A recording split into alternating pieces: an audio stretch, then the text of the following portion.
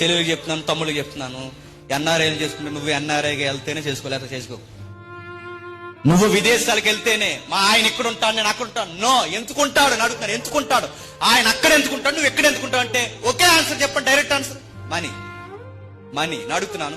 వివాహ బంధాన్ని మనీ కొరకు నువ్వు ఎక్కడుండో అక్కడుంటే సౌఖ్యం అనుకుంటారు ఈ సొసైటీలో. మెజారిటీ కాపురాలు పాడైపోవడానికి కారణం ఏంటి చెప్పండి? ఉద్యోగాల పేరుతో భర్త ఒక దిక్కునుంటాడు, భార్య ఒక దిక్కునుంటారు, ఇద్దరి మధ్య గ్యాప్ ఉంటే ఏమవుద్ది?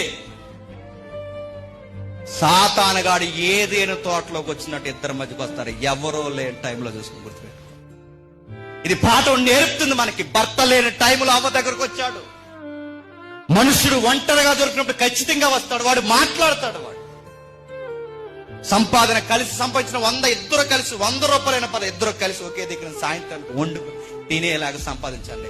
1,00,000 రూపాయల శాలరీ వచ్చిన ఆయన అక్కడ ఉంటాను ఎక్కడ ఉంటాను అడుగుతున్నాను. 1,00,000 ఉంటుంది, మీ ఇద్దరు త్వరలో ఇడిపోతారు. నేను ఖచ్చితంగా సీరియస్గా చెప్తున్నాను.